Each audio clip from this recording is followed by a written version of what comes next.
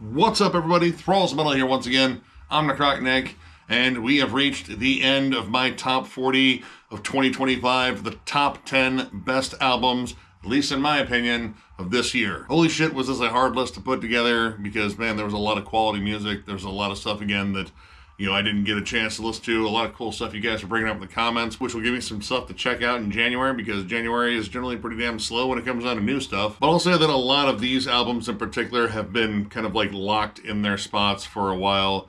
These are the ones I came back to the most. They drew me in for a multitude of different reasons. I think these are the top of the heap, but again, that's just my opinion. So let's just get right down to it with my number 10 album, Hangman's Chair with Sadiction. Now, I only recently got into this band with their last album, Aloner, and me being a gigantic Typo Negative fan, I instantly latched onto their dreary gothic doom sound. It's very lush and atmospheric with, heavy, reverby guitars. They're not like that bone-crunching, like doom metal heavy, but they're just big. They're huge. They're almost kind of like shoegazy, but they're so down-tuned and just massive that it just creates this wall of lush, depressive sound. And that is where this band lives and has even expanded with this album. This album is beautifully hopeless. It is majestically dreary. The album sounds like it was recorded in like the biggest fucking auditorium ever. It's just sound bouncing off walls, bouncing off, I don't know, like an army of sad people. It's such a melancholic, dreary listen, but it's so infectious. Songs like The Worst Is Yet to Come, that might be my personal favorite on here, though 2 AM Thoughts and Canvas, it really is kind of hard for me to pick a favorite on here because all these songs have great melodies, they stand apart from one another, and this band in general has just a very interesting sound. It's definitely a blend of a lot of different styles. I know this band started off as more of a doom/stoner doom band, and I suppose elements of that are still here, but this is like, if that stoner doom band just started hanging out with like Sisters of Mercy, Typo Negative, and The Cure, and maybe another band on this list, but we'll get to that. Either way, if you have not checked out this album or checked out this band, at least in terms of its recent, offerings, strongly recommend it. If you're a big fan, again, Typo Negative is a big part of this, but also, lush goth rock, heavy atmospheric doom. This album is absolutely amazing, and number 10 on my list. At number 9, we have Evoken with Mandacium. Another one that I was absolutely stoked about this year, especially after seeing them at MDF this year. They had an amazing performance. I swear to God, their set was so heavy, I thought the fucking building was gonna collapse. Now, I've been a fan of this band for years, but man, I don't know if I've heard this band this heavy in quite a while. This album is bleak, it is dense, it is monotonous, it is cavernous, it is pure gloom and doom.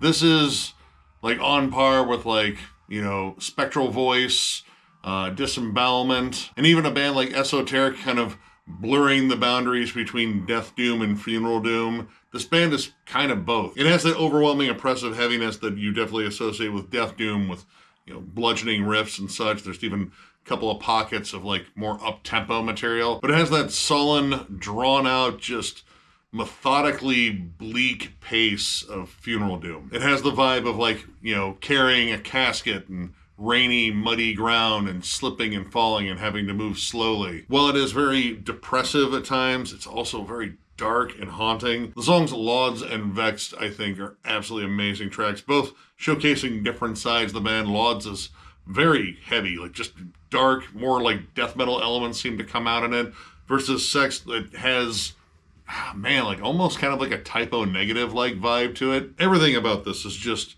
morose. I believe even the album art has some very strange tale about like a monk that discovered some text that was like a path to enlightenment, but it involved removing all of your innards. Like you would have to disembowel yourself and bleed to death to get there. Either that, or he was just curious what it would feel like to bleed to death and disembowel yourself. I don't know, I might be missing some key points to that story, but it definitely involves someone disemboweling themselves. But yeah, this was just such a harrowing, dark listen. And in terms of like albums that were just suffocatingly dark to the point where like you felt it even like hours after you had just listened to it, this was that listen. If you've never jammed Evoken, I would recommend starting here, especially if you want like some of their heaviest material, because I would put this up there with some of their heaviest. But also, again, if you like Spectral Voice, Disembowelment, Inverloch's also very similar, probably because of the whole connection to Disembowelment. I'm pretty sure some of these songs pair well with Seasonal Depression too. It just has that sort of vibe. But yeah, check this out. This album is monolithically heavy. At number 8, we have Deafheaven, Lonely People with Power. After going over their last album, Infinite Granite, if you had told me that I would have Deafheaven on a year-end list, let alone inside of the top 10, I would have been like, dude, fuck off. While I do like some of their stuff, namely New Bermuda, I am not really a big fan of this band. In fact, when I saw this band open up for Baroness years and years ago, I was bored to tears. And the fact that the frontman kept wetting down his hair in a bucket by the drum riser just so he could do windmills more properly irritated the fuck out of me. That was like one of the most pretentious things I think I have ever seen that had to do with headbanging. Years later, and here we are with what I would say is the best thing that this band has ever put out. Their sound has clearly evolved past the lush shimmering guitars and just heavy tremolo, ascending melodies and blast beats. This is a much bigger album in scope, in themes, in pretty much everything. This is an absolutely amazing album. And I went into this thinking that I was going to hate it. Yeah, I kind of assumed that just because I hated the last one. Really wasn't a big fan of the one before that. But after listening to this album a multitude of times, I am just absolutely blown away by it. The atmosphere is engaging, it's harrowing, it moves the songs along. Some of the best songwriting this band has ever had is on this album. The songs are very dynamic, they move and flow really well, but they don't get static. Like, one of my big complaints about this band was these guys seem like they would just get stuck on like one chord and just wouldn't fucking leave. Like, that's the one we live on. Blast away, Blasty McBlasterson. And I would be sitting there going, oh my God, do literally anything else. But here, these songs move around a lot. They shift. They tell a story with peaks and valleys. And yeah, this whole thing is absolutely amazing. Again, I wasn't expecting to be a huge fan of this. I also wasn't expecting to reference the fact that the woman on the cover is Jenna Hayes, which if you know her name, then congratulations. You and I's Google search history might have been very similar at one point. But yeah, this was kind of my unexpected entry, but it's worthy. It's absolutely an amazing album. You know what? I don't know. I might call myself a fan now. It really depends where they go after this, because this is a milestone. I am legit interested to see where they're going after this, because I mean, this is going to be a hard one to top. There is definitely a reason why a lot of people are singing this album's praises, because it is legit good, and that is coming from someone that is kind of used to dogging this band. So take that into account and check this out. At number 7, we have Deadguy, Near Death Travel Services. This was the number 1 album for Decibel Magazine this year, I believe. And I can kind of see why this is a Philly band. This is like the first album they put out in, God, I want to say over 30 years. And it kind of came out of nowhere. Like, I don't remember much other than like, hey, all of a sudden a new song from these guys. And like, oh yeah, we have a new album coming out. It was like, holy shit, I had to think about the last time I heard anything from you guys, and that involved me going through a bunch of old Victory Records compilations, which admittedly was a lot of fun because I love those comps. Either way, when this album dropped, I was absolutely all for it, and this is absolutely killer. Like, this is just old school Victory Records, kind of spazzy hardcore. It's not on the level of like, Dillinger Escape Plan or Botch or anything like that. Like, those are the bands that were probably influenced by this band. This one still has like a lot of those like straight up like just beat down hardcore moments, a lot of like faster, like more straight up D-beat songs, but a lot of like off-kilter, off-time rhythms, squawky riffs, that alarm clock riff thing that I love bringing up, bellowed vocals, lots of cynical lyrics on here. This thing reminded me so much of like just a lot of the metalcore that I like, and there's probably a good reason, because a lot of the metalcore I like was probably influenced by this band. The production here was tight, was crunchy, they sound angsty and unapproachable. They sound like complaints and grievances about the entire world and society put to music, and I mean, maybe they are. But I absolutely love this album. New Best Friend, I don't know, that one might be my personal favorite on here, though The Alarmist is absolutely amazing. Some of the grooves on here too, like The Long Search for Perfect Timing, which interesting enough has like a lot of like off-time rhythms. I just love that. This is just a snarling, vicious album. If you are a fan of, man, dude, like early Cave-In, Poison the Well, Turmoil, again, like Dillinger and Botch, early Norma Jean. Check this album out. This was one of my favorite comebacks this year. For a while, it was my favorite comeback of 2025, but we still got some to go here that, kind of took its thunder just a little bit, but hey, this is still in the top 10, and this is still a fucking incredible album. If you have not checked out this album, strongly recommend it.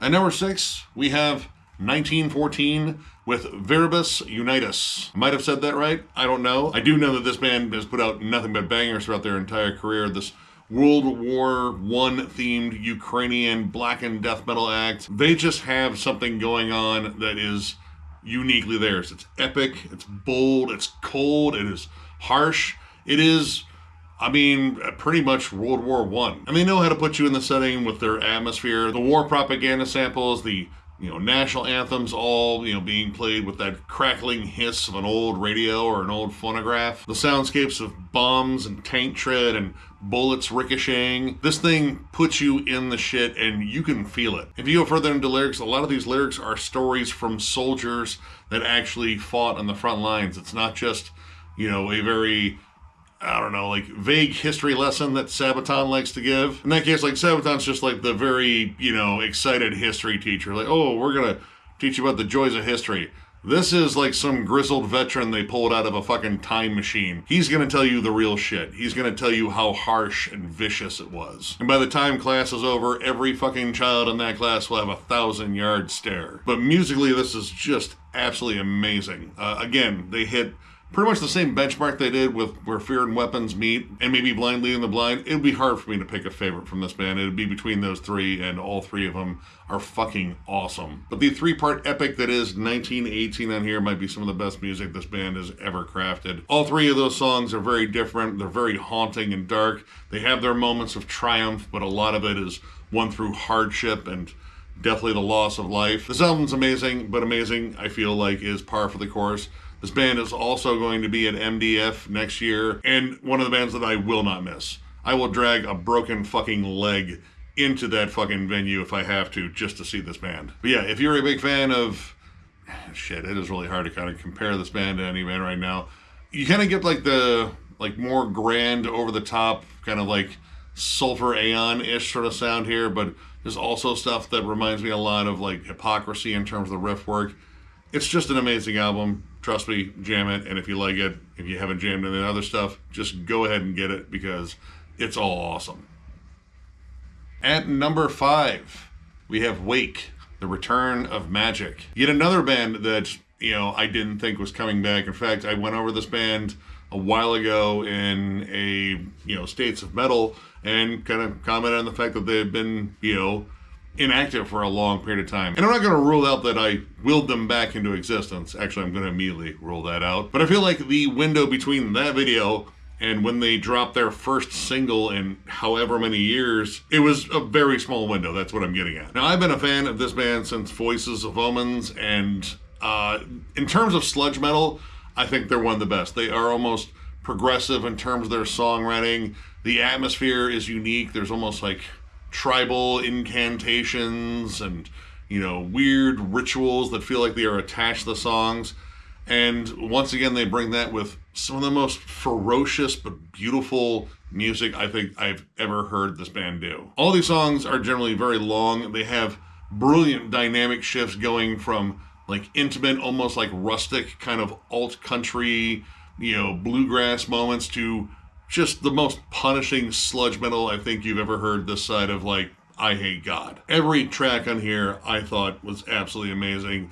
Everything felt like an integral part, it was all connected. The opening track, still might be my favorite. You Swore We'd Always Be Together. It sounds desperate and anguished, but it also has these just very intimate melodic moments that, I don't know, feel like sunshine cascading off of a fucking a beautiful lake someplace. There's a lot of scenery that I think we can get attached to the atmosphere in here. It feels very attuned with nature, and it also feels like nature attacking you at points too. At their heaviest, this sounds like a fucking band that is comprised entirely of Wendigos. So yeah, yet another one that I would say was, up there for comeback album of the year, but there were too many comeback albums, honestly. But this one would have been near the top of the heap. I absolutely love this album. yet another band that'll be at MDF 2026. I feel like I'm doing a promo for MDF, but holy shit, MDF got some absolutely killer bands coming up next year. And another one that I just do not want to miss. This band, I don't know, like they just do something that is like kind of completely their own with sludge metal. If you've never jammed this band, honestly, I think you can start right here and kind of work your way back, and man, you're in for a weird, harrowing fucking ride. Check this album out. Absolutely amazing work. At number 4, we have BTBAM, or Between the Buried Me, with The Blue Nowhere. I'm a giant BTBAM fan. That's no fucking secret, and guess what? I can almost 100% guarantee you're going to see this album on Jam and John's list. Pretty much everything from Alaska to like right fucking here, I think is amazing. This band, I feel like, occupy their own space within progressive metal. They just kind of do things their own way. And admittedly, I really wasn't sure about this album when it was first being announced, just because this is their first one without Dusty Waring since Alaska, and he's kind of doing his own thing, and there's a battle there in the band, and I guess he was cleared of all the stuff that he was accused of, but that wasn't the reason that he was yeeted from the band. There's probably going to be more that comes out about this, so not really going to bother going into it much more. Either way, I heard the first single off this album, Things We Tell Ourselves in the Dark, and I was immediately put at ease and really curious as to what this was going to sound like, because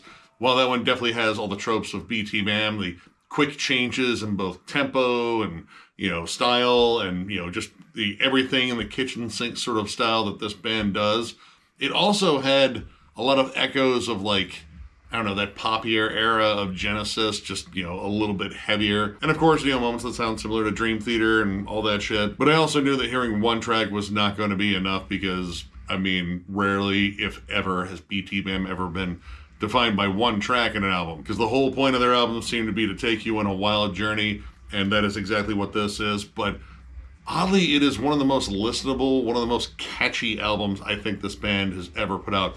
First off, this one doesn't have a concept, really. It's kind of just open. Like, there are songs in here that have a concept or a storyline, and a couple in here that do interconnect a bit, but a lot of the songs are kind of like their own individual entities, and they really stand out that way because, of course, this band knows how to genre hop like no one else, so they have a lot of fun making these songs stand out, like the country-esque moments that show up on Absent Thereafter. The very shimmering, almost like AOR, Asia-esque melodies that show up on the title track, which I fucking love that song. The cool callback on Beautifully Human 2, Colors 2, I thought that was kind of fun too. But I think because this album didn't feel like it had rules or a script or like a universe to kind of contain it, it went all over the place. There are moments in here that remind me of Devin Townsend at his most eclectic and weird, and that's contrasted by moments that are just flat out hooky and a little bit more contemporary. I'll also say that I think this features some of Tommy Rogers' best vocal work on here. His ability to craft beautiful choruses and beautiful vocal lines in here, it's some of the best stuff I think he's done since Coma Ecliptic. Outside of that, of course, their rhythm section is absolutely insane, and Paul taking over all the guitars, there's nothing really lost here. That's not really me throwing shade on Dusty or anything. It's just, Paul's a fucking beast. But yeah, I absolutely loved this album.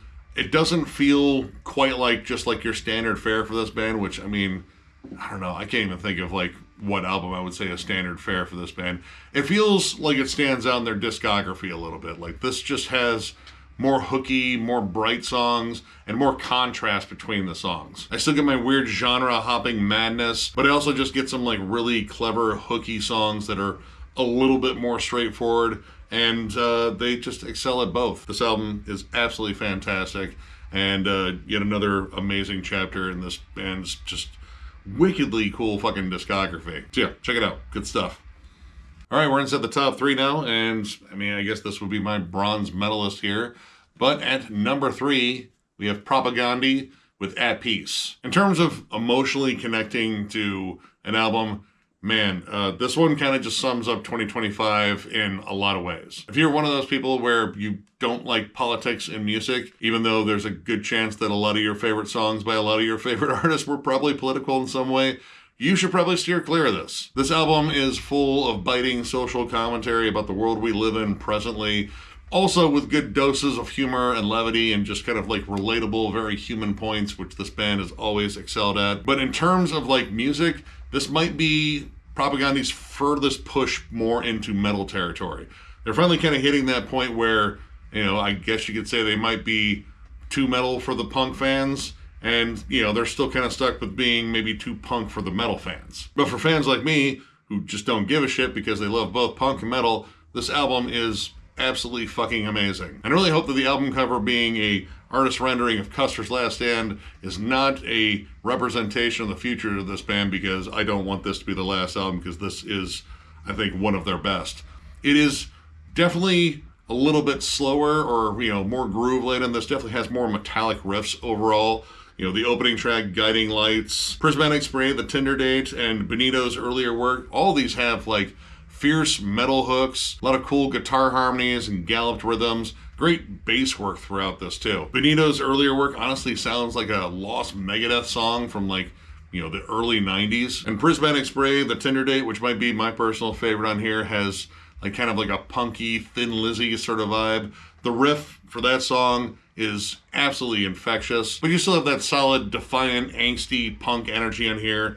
You know, the title track especially, Ren and PA, Cat Guy, Vampires Are Real. They're shouty, they're fast, they're loaded with like, you know, riffs that don't sound out of place on like, you know, No Effects album, but also wouldn't sound out of place on like a Municipal Waste album. Throughout this band's career, I feel like they've been kind of like pushing towards a slightly more metal sound. They've always been big fans of it. Like, if you look at pictures of them, they're always wearing like King Diamond shirts, Megadeth, and fucking Sacrifice. They even did a split with Sacrifice years ago. But I feel like this is just consciously heavier, darker, more brooding, and I think some of their strongest songwriting overall. For me, this album gave me a lot of like personal reflection. Like, I don't want to get too political, but 2025 has not been the best year. At the time of recording this, we're announcing things called Patriot Games, which sounds an awful lot like fucking Hunger Games dystopian fucking bullshit, but that's kind of where we're at, and I don't know, maybe we should be worrying a little bit. But an album like this kind of reaffirms where I am at personally, what lines I'm going to have to draw in the future, what lines I'm already drawing now, but I'm also aware that diversity is disagreement, and that's just kind of the nature of the beast. But yeah, if you just like solid punk slash metal, and you want to hear a good example of where the two link up almost perfectly, check this album out. Absolutely amazing.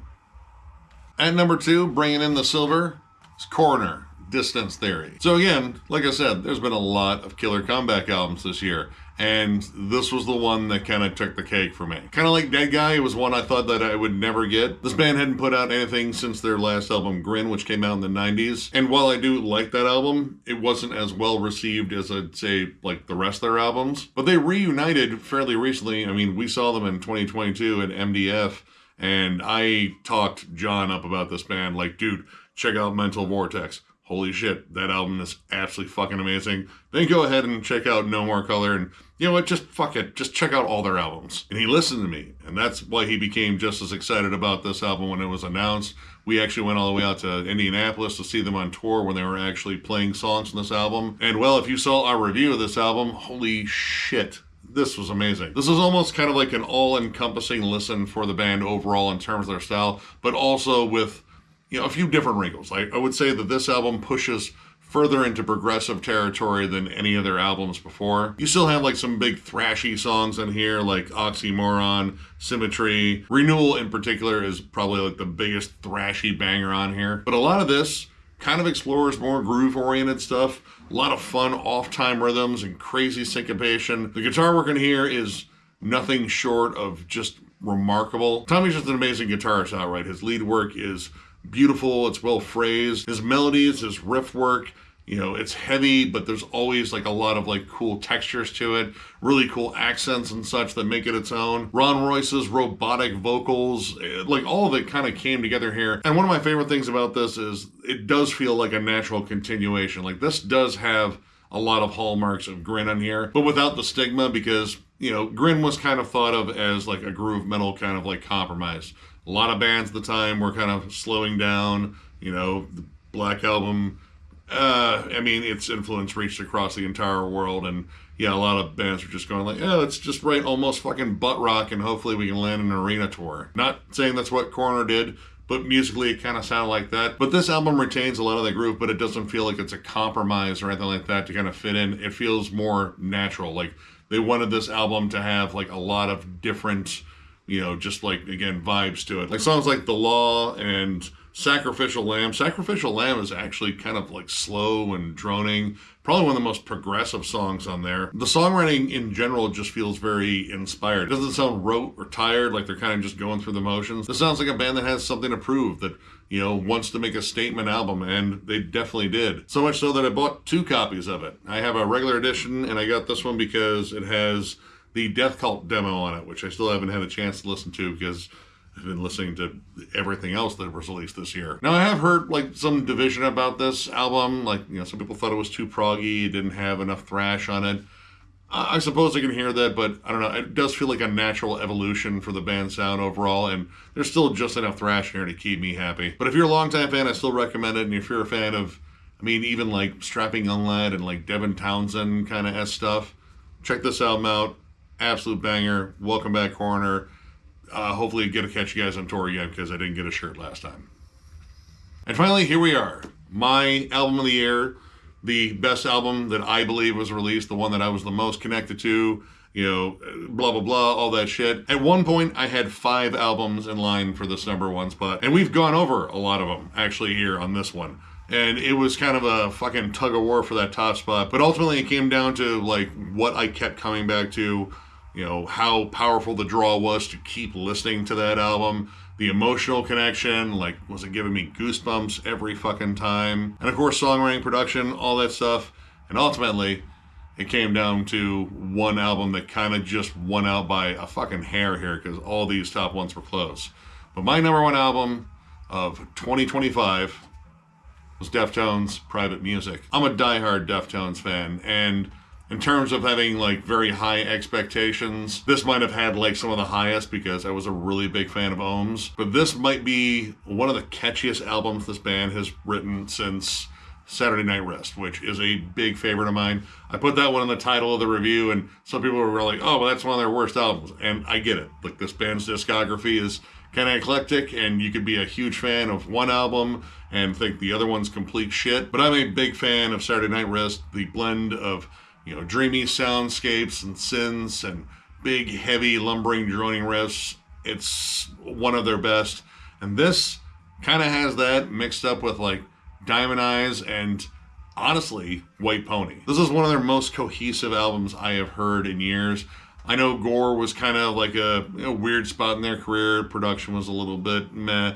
There were still some really great songs in it. I still would say this band doesn't have a flat-out bad album, but everything on here feels more focused. Vocally, I think this is one of Chino's best albums. The choruses on here, the verses, like, he sings his fucking guts out on here. And he sounds more confident, more straightforward on it. Songs like Infinite Source and Ecdysis have big choruses. They are huge, they are hooky, and Chino doesn't sound like he's trying to hold back or kind of like doing that little floating, quivering vocal thing where it sounds like he's trying to search for the note and, yeah, occasionally finds it. He sounds like he is belting out like notes like, I mean, kind of similar to what you'd hear on, like, I don't know, like Digital Bath. You get his weird flirtations with hip-hop on songs like Locked Club and Cut Hands, as well as this more sultry, more smooth, velvety delivery that you hear on songs like I Think About You All the Time. Legit panty dropper there, too. Like, he just croons beautifully on that one. Same thing with Souvenir, too. The guitar work, while very minimalist, is huge. The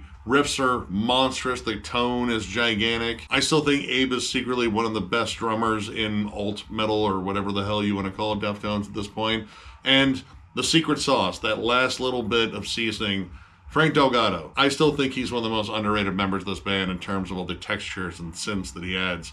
He makes those dream pop moments even more well, dreamy, I guess. The whole album is like a beautiful fucking luxury car, but Frank's the one that puts that, you know, last clear coat on it, kind of give it that sheen. Yeah, this album absolutely blew me away. There wasn't a track in here I didn't like. I have jammed this album so many fucking times this year. It captures pretty much everything I love about the Deftones, or at least in terms of like this current era. In terms of like whether or not they're metal, I don't care. I love the Deftones. They write heavy music, but you can chill out to it.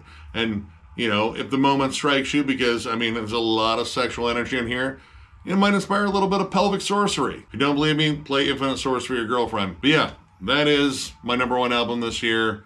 Again, kind of a narrow margin because there were a lot of really killer albums this year, but I don't know, this one, there's just a lot of levels of connection. And if we ever ranked Deftones, this just became infinitely more difficult. But yeah, that is my list. And at least as far as like positive things to say about albums, this will conclude that portion of at least my list making, because not too long after this, I'm going to get working on the most disappointing / worst albums of 2025, because I started doing that last year. And I'm kind of looking forward to that one because it was kind of fun and, I mean, kind of challenging in its own right. Either way, though, I believe Jam & John is working on his videos right now, so you should have those. I don't know when I'm putting up my worst of. I want to give him time to put out his as well, because while we definitely will have some overlap in terms of like favorites this year, I'm absolutely sure he has some different ones as well. Anyway, if you enjoyed this video, give it a thumbs up, and if you are new to the channel, subscribe, because we do stuff like this all the time. We also have memberships. They are only 99 cents, and our lone perk is doing a members-only live stream, which we will probably be doing a little bit after the new year, because I believe we're trying to get something together for the new year. I believe it'll be on our channel. I think that's the thing. I don't know. When I know more, you will know more, because I will post about it. Either way, memberships are the main way to support the channel, and if you'd like to join up, there is a join button down there that probably needs a good punch in the face. So go ahead and wind up and take a crack at that fucker. As long as it says you joined, then you did it right. Also, if your computer or device broke, that's totally not our fault. And of course, thank you guys so much for liking, subscribing, following, all that shit. It means the world to us. It is amazing having capped off another year of doing this, and we're looking forward to seeing what next year brings as well. We got a bunch of irons in the fire in terms of like ideas and like retro reviews and such that we want to cover during like the winter months where not much is coming out. So there's some cool stuff on the horizon. But yeah, one more big thank you, because you guys are fucking awesome, and we will catch you later.